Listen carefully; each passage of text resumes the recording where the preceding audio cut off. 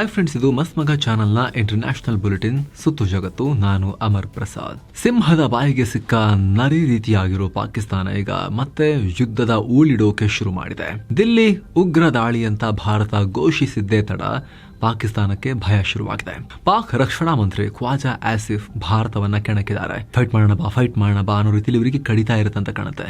ಭಾರತ ಜೊತೆಗೆ ಯುದ್ಧ ಮಾಡೋಕೆ ರೆಡಿ ಇದೀವಿ ಅನ್ನೋ ಹೇಳಿಕೆ ಕೊಟ್ಟಿದ್ದಾರೆ. ಈ ಬಗ್ಗೆ ಮಾತನಾಡಿರೋ ಖ್ವಾಜಾ, ನಾವೀಗ 2 ಫ್ರಂಟ್ ವಾರ್ ನಡೆಸೋಕೆ ತಯಾರಿದ್ದೀವಿ. ಪೂರ್ವ ಭಾಗದಲ್ಲಿ ಭಾರತ ಮತ್ತು ಪಶ್ಚಿಮ ಭಾಗದಲ್ಲಿ ಅಫ್ಘಾನಿಸ್ತಾನವನ್ನ ಎದುರಿಸೋಕೆ ನಾವು ಸಂಪೂರ್ಣ ಪ್ರಿಪೇರ್ ಆಗಿದ್ದೀವಿ. ಫಸ್ಟ್ ರೌಂಡ್ ನಲ್ಲಿ ಅಂದ್ರೆ ಆಪರೇಷನ್ ಸಿಂಧೂರ್ ಟೈಮ್ ನಲ್ಲಿ ದೇವರು ನಮಗೆ ಸಹಾಯ ಮಾಡಿದ್ರು. ಈಗ 2ನೇ ರೌಂಡ್ ಅಲ್ಲೂ ಕೂಡ ನಮಗೆ ದೇವರು ಬಂದು ಸಹಾಯ ಮಾಡ್ತಾರೆ ಅನ್ನೋ ಹೇಳಿಕೆ ಕೊಟ್ಟಿದ್ದಾರೆ. ಅಫ್ಘಾನಿಸ್ತಾನದವ್ರಿಗೆ ಮಾಡಲ್ವ ದೇವ್ರ ಸಹಾಯ? ಏನ್ ಮಾತಾಡ್ತಾರಂತ ಗೊತ್ತಿಲ್ಲ ಇವರು. ಅಷ್ಟೇ ಅಲ್ಲ, ಆ ಕಡೆ ಪಾಕ್ ಪ್ರಧಾನಿ ಕೂಡ ಭಾರತ ಮತ್ತು ಅಫ್ಘಾನಿಸ್ತಾನಕ್ಕೆ ಪಾಠ ಕಲಿಸ್ತೀವಿ ಅನ್ನೋ ಹೇಳಿಕೆ ಕೊಟ್ಟಿದ್ದಾರೆ. ಪಾಕ್ ನಲ್ಲಿ ಉಗ್ರ ದಾಳಿ ಹೆಚ್ಚಾಗೋಕೆ ಭಾರತ ಅಫ್ಘಾನ್ ನೆಕ್ಸಸ್ ಕಾರಣ, ಆ ಗುಂಪು ಕಾರಣ. ಇದಕ್ಕೆಲ್ಲ ನಾವು ಬಗ್ಗಲ್ಲ. ಇದರ ಹಿಂದೆ ಯಾರ್ಯಾರಿದ್ದಾರೆ ಎಲ್ರಿಗೂ ಪಾಠ ಕಲಿಸ್ತೀವಿ. ಅಫ್ಘಾನ್ ನಿರಾಶ್ರಿತರಿಗೆ 40 ವರ್ಷಗಳ ಕಾಲ ನಾವು ಜಾಗ ಕೊಟ್ವಿ. ಈಗ ಇಂಥ ಬಹುಮಾನ ಕೊಡ್ತಿದ್ದಾರೆ ನಮಗೆ. ಪಾಕಿಸ್ತಾನ ನೆಲದಲ್ಲಿ ಭಾರತ ಮತ್ತು ಅಫ್ಘಾನಿಸ್ತಾನ ಏನ್ ಮಾಡ್ತಿದ್ದಾರೆ ಅಂತ ಜಗತ್ತಿಗೆ ಗೊತ್ತು. ಆದ್ರೆ ನಾನು ಪಾಕಿಸ್ತಾನದ ಶತ್ರುಗಳಿಗೆ ಒಂದು ಮಾತು ಹೇಳೋಕೆ ಬಯಸ್ತೇನೆ.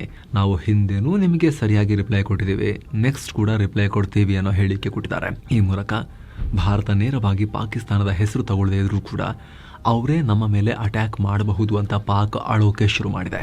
ಇನ್ನೊಂದು ಕಡೆ ಭಾರತ ಸರ್ಕಾರ ತುರ್ತು ಸಭೆ ನಡೆಸಿದೆ. ಗೃಹ ಮಂತ್ರಿ ಅಮಿತ್ ಶಾ ಪುನಃ ಸೆಕ್ಯೂರಿಟಿ ಮೀಟಿಂಗ್ ನಡೆಸಿದ್ದಾರೆ. ಇದರಲ್ಲಿ ಕೇಂದ್ರ ಗೃಹ ಇಲಾಖೆಯ ಪ್ರಮುಖ ಅಧಿಕಾರಿಗಳು ಪಾಲ್ಗೊಂಡಿದ್ದಾರೆ. ಪಿಎಂ ನರೇಂದ್ರ ಮೋದಿ ಅವರ ನಿವಾಸದಲ್ಲಿ ಮಹತ್ವದ ಸಿಸಿಎಸ್ ಮೀಟಿಂಗ್ ನಡೆದಿತ್ತು. ಆಗ ದಿಲ್ಲಿ ಸ್ಫೋಟವನ್ನ ಸರ್ಕಾರ ಅಫಿಷಿಯಲ್ ಆಗಿ ಉಗ್ರ ದಾಳಿ ಅಂತ ಪ್ರೆಸ್ ಬ್ರೀಫಿಂಗ್ ನಲ್ಲಿ ಘೋಷಿಸಿತ್ತು. ಹಾಗೆ ಕೃತ್ಯ ಎಸಗಿರುವವರಿಗೆ ಕಠಿಣ ಶಿಕ್ಷೆ ಒದಗಿಸ್ತೀವಿ ಅನ್ನೋದನ್ನ ಕೂಡ ಘೋಷಿಸಿದ್ರು. ಅದರ ಬೆನ್ನಲ್ಲೇ ಶಾ ಮತ್ತೆ ಸೆಕ್ಯೂರಿಟಿ ಮೀಟಿಂಗ್ ಮಾಡಿದ್ದಾರೆ. ಏನೋ ದಿಲ್ಲಿ ಉಗ್ರ ದಾಳಿಯಲ್ಲಿ ಮೃತಪಟ್ಟವರ ಸಂಖ್ಯೆ 13ಕ್ಕೆ ಏರಿಕೆಯಾಗಿದೆ.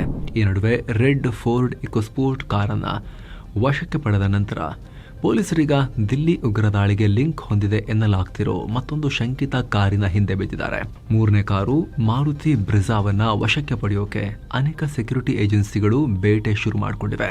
ಈ ಕಾರನ್ನ ದಿಲ್ಲಿ ಸ್ಥಳಗಳನ್ನ ಪರಿಶೀಲನೆ ಮಾಡೋಕೆ ಅಥವಾ ಪೊಲೀಸರಿಂದ ಎಸ್ಕೇಪ್ ಆಗೋಕೆ ಉಗ್ರರು ಬಳಸಿರಬಹುದು ಅಂತ ಹೇಳಲಾಗ್ತಿದೆ. ಹೀಗಾಗಿ ದಿಲ್ಲಿ ಮತ್ತು ಸುತ್ತಮುತ್ತಲ NCR ಪ್ರದೇಶಗಳಲ್ಲಿ ಇದನ್ನ ಹುಡುಕೋ ಕೆಲಸ ಜೋರಾಗಿ ನಡೀತಾ ಇದೆ. ಇನ್ನು ಈ ದಾಳಿ ಹಿಂದಿನ ಉಗ್ರ ಡಾಕ್ಟರ್ ಉಮರ್ಗೆ ಟರ್ಕಿ ಲಿಂಕ್ ಇರೋದು ಕೂಡ ಕನ್ಫರ್ಮ್ ಆಗಿದೆ. ಟರ್ಕಿ ಮೂಲದ ಹ್ಯಾಂಡ್ಲರ್ಸ್ ಜೊತೆಗೆ ಉಮರ್ ನೇರ ಸಂಪರ್ಕ ಹೊಂದಿದ್ದ. ಎನ್ಕ್ರಿಪ್ಟೆಡ್ ಮೆಸೇಜಸ್ ಮೂಲಕ ಕಮ್ಯುನಿಕೇಶನ್ ನಡೆಸ್ತಾ ಇದ್ದ. ಆದರೆ ಆ ಹ್ಯಾಂಡ್ಲರ್ನ ನಿಜವಾದ ಐಡೆಂಟಿಟಿ ಪತ್ತೆಯಾಗಿಲ್ಲ. ಆದರೆ ಉಕಾಸ ಅನ್ನೋ ಕೋಡ್ ನೇಮ್ ಹೊಂದಿದ್ದ ಅಂತ ತನಿಖಾಧಿಕಾರಿಗಳು ಹೇಳಿದ್ದಾರೆ. ಈ ನಡುವೆ ಕೌಂಟರ್ ಇಂಟೆಲಿಜೆನ್ಸ್ ಕಾಶ್ಮೀರ್ ಮತ್ತು ಪೊಲೀಸರು ಸೇರಿ ದಿಲ್ಲಿ ಉಗ್ರ ದಾಳಿಗೆ ಸಂಬಂಧಪಟ್ಟಂತೆ ಕಾಶ್ಮೀರದ ಸುಮಾರು 15 ಲೊಕೇಶನ್ಗಳಲ್ಲಿ ಹೊಸ ರೇಡ್ ನಡೆಸಿದ್ದಾರೆ. ಉತ್ತರ ಪ್ರದೇಶದಲ್ಲಿ ಉಗ್ರ ನಿಗ್ರಹ ದಳ ಡಾಕ್ಟರ್ ಮೊಹಮ್ಮದ್ ಆರಿಫ್ ಅನ್ನೋನನ್ನ ಅರೆಸ್ಟ್ ಮಾಡಿದೆ. ಈತ ಜಮ್ಮು ಕಾಶ್ಮೀರ ಮೂಲದ ಮೆಡಿಕಲ್ ಸ್ಟೂಡೆಂಟ್ ಆಗಿದ್ದು ಕಾನ್ಪುರ್ನಲ್ಲಿ ಪೊಲೀಸರು ವಶಕ್ಕೆ ಪಡೆದಿದ್ದಾರೆ. ಇನ್ನು ಈ ಉಗ್ರ ಡಾಕ್ಟರ್ ಶಹೀನ್ ಉಗ್ರಿ ಆಕೆಯೊಂದಿಗೆ ಕಾಂಟ್ಯಾಕ್ಟ್ನಲ್ಲಿದ್ದ. ಹಲವು ವರ್ಷಗಳಿಂದ ಇವರು ಲಿಂಕ್ ಹೊಂದಿದ್ರು ಅಂತ ಶಹೀನ್ಲ ಫೋನ್ ರೆಕಾರ್ಡ್ ಜಾಲಾಡಿದಾಗ ಗೊತ್ತಾಗಿದೆ. ಈತನನ್ನ ಕೂಡ ವಶಕ್ಕೆ ಪಡೆದು ವಿಚಾರಣೆಗೊಳಪಡಿಸಲಾಗಿದೆ. ಇದೆಲ್ಲದರ ನಡುವೆ ಅಮೆರಿಕ ವಿದೇಶಾಂಗ ಸಚಿವ ಮಾರ್ಕೊ ರೂಬಿಯೋ ರಿಯಾಕ್ಟ್ ಮಾಡಿದ್ದಾರೆ. ಕ್ಲಿಯರ್ ಆಗಿದೊಂದು ಉಗ್ರ ದಾಳಿ ಅಂತ ಕರೆದಿದ್ದಾರೆ. ಹಾಗೆ ಭಾರತದ ಭದ್ರತಾ ಅಧಿಕಾರಿಗಳ ಕಾರ್ಯವೈಖರಿಯನ್ನ ಹೊಗಳಿದ್ದಾರೆ. ಭಾರತ ಬಹಳ ಕೇರ್ಫುಲ್ ಆಗಿ, ಪ್ರೊಫೆಷನಲ್ ಆಗಿ ದಿಲ್ಲಿ ಉಗ್ರ ದಾಳಿಯ ತನಿಖೆ ನಡೆಸ್ತಾ ಇದೆ. ಇದಕ್ಕೆ ಭಾರತೀಯರನ್ನ ಪ್ರಶಂಸಿಸಲೇಬೇಕು. ಸದ್ಯ ತನಿಖೆ ನಡೀತಾ ಇದೆ. ಇದು ಉಗ್ರ ದಾಳಿ ಅನ್ನೋದು ಕ್ಲಿಯರ್ ಇದೆ. ಭಾರೀ ಸ್ಫೋಟಕಗಳು ತುಂಬಿದ್ದ ಕಾರು ಸ್ಫೋಟಗೊಂಡು ಜನರ ಪ್ರಾಣ ಹೋಗಿದೆ. ಭಾರತ ಇದಕ್ಕೆ ಸರಿಯಾಗಿ ನಡೆದುಕೊಳ್ತಾ ಇದೆ. ತನಿಖೆ ವಿಚಾರದಲ್ಲಿ ಚೆನ್ನಾಗಿ ಕೆಲಸ ನಡೀತಾ ಇದೆ. ಅವರಿಗೆ ಸತ್ಯಾಂಶ ಸಿಕ್ಕ ತಕ್ಷಣ ಅದನ್ನ ರಿವೀಲ್ ಮಾಡ್ತಾರೆ. ನಾವು ಅವರಿಗೆ ಸಹಾಯವನ್ನ ಆಫರ್ ಮಾಡಿದ್ವಿ, ಆದರೆ ಇಂಥ ತನಿಖೆಯಲ್ಲಿ ಅವ್ರ ಬಳಿ ಬಹಳ ಅತ್ಯದ್ಭುತ ಸಾಮರ್ಥ್ಯ ಇದೆ. ಅವ್ರು ಕೇಪಬಲ್ ಇದ್ದಾರೆ. ಅವರಿಗೆ ನಮ್ಮ ಸಹಾಯ ಅವಶ್ಯಕತೆ ಇಲ್ಲ. ಡೂಯಿಂಗ್ ಗುಡ್ ಜಾಬ್ ಅಂತ ಮೆಚ್ಚುಗೆಯ ಮಾತುಗಳನ್ನಾಡಿದ್ದಾರೆ ಅವರು. ಸದ್ಯ ಇದ್ರ ಬಗ್ಗೆ ಕ್ಷಣ ಕ್ಷಣಕ್ಕೂ ಹೊಸ ಮಾಹಿತಿ ಬರ್ತಾ ಇದೆ. ಇದ್ರ ಬಗ್ಗೆ ನಾವು ನಿರಂತರವಾಗಿ ನಿಮಗೆ ಮಾಹಿತಿಯನ್ನು ತಲುಪಿಸ್ತಾನೆ ಇದ್ದೀವಿ ಸ್ನೇಹಿತರೆ. ಸೊ ಸಬ್ಸ್ಕ್ರೈಬ್ ಆಗದೇ ಇರೋರು ದಯವಿಟ್ಟು ಸಬ್ಸ್ಕ್ರೈಬ್ ಆಗಿ, ನಿಮಗೂ ಕೂಡ ಮಾಹಿತಿ ನೇರವಾಗಿ ತಲುಪುತ್ತೆ. ಹಾಗೆ ಸ್ನೇಹಿತರೆ, ಮೆಂಬರ್ ಓನ್ಲಿ ವಿಡಿಯೋಸನ್ನು ನೀವು ನೋಡೋಕೆ ಲೈವ್ನಲ್ಲಿ ಪಾಲ್ಗೊಳ್ಳೋಕೆ, ವೀಕ್ಲಿ ಬಿಸ್ನೆಸ್ ನ್ಯೂಸ್ ನೋಡೋಕೆ, monthly current affairs programme current power ನೋಡೋಕೆ ನೀವು ಕೂಡ ಮಸ್ಮಗ ಪ್ರೀಮಿಯಂ ಮೆಂಬರ್ಶಿಪ್ಗೆ ಜಾಯಿನ್ ಆಗಬಹುದು ವಿಡಿಯೋ ಕೆಳಗಿರೋ ಜಾಯಿನ್ ಬಟನ್ ಮೂಲಕ. ಏನೋ ಮಹತ್ವದ ಬೆಳವಣಿಗೆಯಲ್ಲಿ ವಿದೇಶಾಂಗ ಸಚಿವ ಎಸ್ ಜೈಶಂಕರ್ ಮತ್ತು ಅಮೆರಿಕದ ವಿದೇಶಾಂಗ ಸಚಿವ ಮಾರ್ಕೊ ರೂಬಿಯೋ ಭೇಟಿಯಾಗಿದ್ದಾರೆ. ಕೆನಡಾದಲ್ಲಿ ನಡೆದ G7 ಫಾರಿನ್ ಮಿನಿಸ್ಟರ್ಸ್ ಕಾನ್ಕ್ಲೇವ್ನ ಸೈಡ್ ಲೈನ್ಸ್ನಲ್ಲಿ ಇಬ್ಬರೂ ಭೇಟಿಯಾಗಿ ಮಾತುಕತೆ ನಡೆಸಿದ್ದಾರೆ. ಈ ವೇಳೆ ಎರಡು ರಾಷ್ಟ್ರಗಳ ನಡುವಿನ ದ್ವಿಪಕ್ಷೀಯ ಸಂಬಂಧ, ರಷ್ಯಾ-ಯುಕ್ರೇನ್ ಯುದ್ಧ ಹಾಗೂ ಮಿಡಲ್ ಈಸ್ಟ್ನಲ್ಲಿನ ಪರಿಸ್ಥಿತಿ ಬಗ್ಗೆ ಚರ್ಚೆ ಮಾಡಿದ್ದಾರೆ. ಇನ್ನು ಮುಂದುವರೆದು ಅಮೆರಿಕ-ಭಾರತ ನಡುವಿನ ವ್ಯಾಪಾರ ಸಂಬಂಧ ಬಗ್ಗೆ ಕೂಡ ಚರ್ಚೆ ಮಾಡಲಾಗಿದೆ.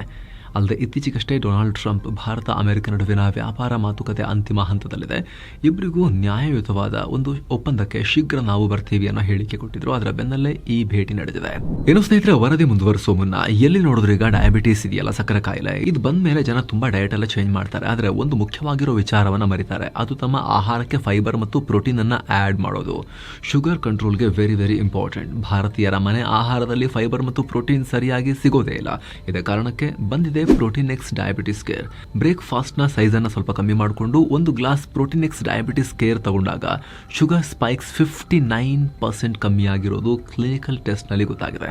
ಈಗ ಸ್ಪೆಷಲ್ ಏನು ಅಂತ ಹೇಳಿದ್ರೆ, ವರ್ಲ್ಡ್ ಡಯಾಬಿಟಿಸ್ ಡೇ ಪ್ರಯುಕ್ತ ಪ್ರೋಟೀನ್ ಎಕ್ಸ್ ಡಯಾಬಿಟಿಸ್ ಕೇರ್ ಜೊತೆ ಬೀಟೋ ಕವ್ ಸ್ಮಾರ್ಟ್ ಗ್ಲೂಕೋಮೀಟರ್ ಫ್ರೀ ಆಗಿ ಸಿಗ್ತಾ ಇದೆ. ಇದನ್ನು ಬಳಸಿ ಈಸಿಯಾಗಿ ಫೋನ್ನಲ್ಲೇ ಡಯಾಬಿಟಿಸ್ ಟ್ರ್ಯಾಕ್ ಮಾಡ್ಬೋದು, ಮ್ಯಾನೇಜ್ ಮಾಡ್ಬೋದು. ಆಸಕ್ತರು ಡಿಸ್ಕ್ರಿಪ್ಷನ್ ಮತ್ತು ಪಿನ್ ಕಾಮೆಂಟ್ ಅನ್ನು ಚೆಕ್ ಮಾಡಿ. ಹಾಗೆ ಬೇರೆಯವ್ರಿಗೂ ಕೂಡ ಶುಗರ್ ಸ್ಪೈಕ್ಸ್ ನ ಮ್ಯಾನೇಜ್ ಮಾಡೋಕೆ ಕಷ್ಟಪಡ್ತಿರೋರಿಗೆ ಲಿಂಕ್ ಅನ್ನು ನೀವು ಶೇರ್ ಕೂಡ ಮಾಡಬಹುದು. ಬನ್ನಿ ಕಂಟಿನ್ಯೂ ಮಾಡೋಣ. ಇನ್ನು ಭಾರತದ ಕಂಕುಳಲ್ಲಿ ಬಿದ್ದಿರೋ ಬಾಂಗ್ಲಾ ಮತ್ತೊಮ್ಮೆ ಭಾರತವನ್ನ ಕೆಣಕೋ ಕೆಲಸ ಮಾಡಿದೆ.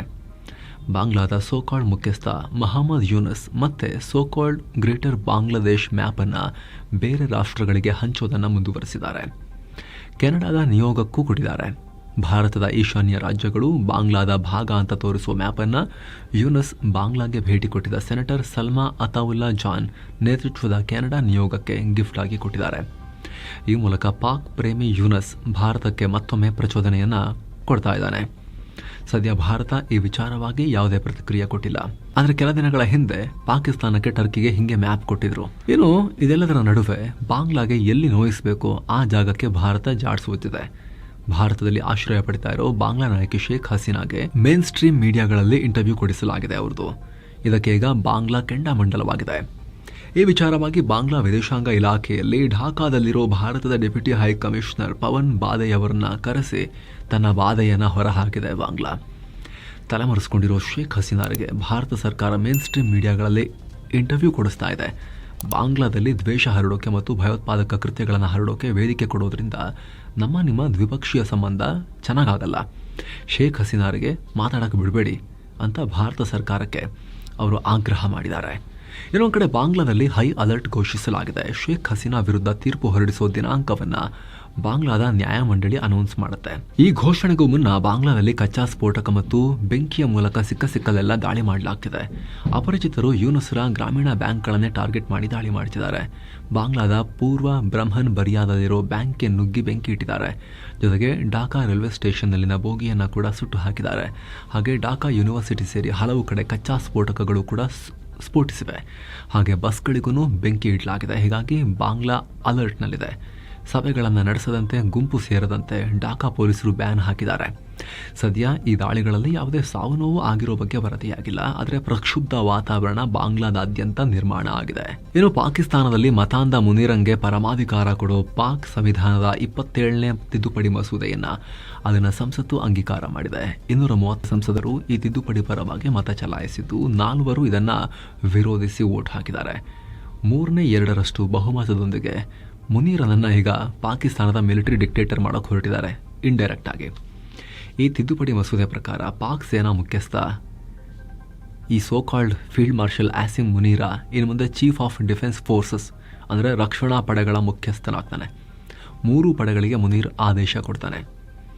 ತುಂಬ ಜನಕ್ಕೆ ಮುನೀರ್ ಇಷ್ಟು ದಿನ ಸುಪ್ರೀಮೇ ಇದ್ದ ಅಲ್ವಾ ಅಂತ ಅನಿಸುತ್ತಿತ್ತು. ಆದರೆ ಇಂಡೈರೆಕ್ಟ್ ಆಗಿ ಭೂಸೇನಾ ಮುಖ್ಯಸ್ಥರು ಎಲ್ಲವನ್ನ ಕಂಟ್ರೋಲ್ ಮಾಡ್ತಿದ್ರಲ್ಲ ಪಾಕಿಸ್ತಾನದಲ್ಲಿ, ಆ ರೀತಿ ನಡೀತಾ ಇತ್ತು. ಆದರೆ ಈಗ ಇನ್ನೊಂದು ಸ್ಟೆಪ್ ಮೇಲಕ್ಕೆ ಹೋಗಿದ್ದಾನೆ ಮುನೀರ. ಸಂವಿಧಾನಬದ್ಧವಾಗಿ 3 ಪಡೆಗಳಿಗೂ ಚೀಫ್ ಆಗಿದ್ದಾನೆ.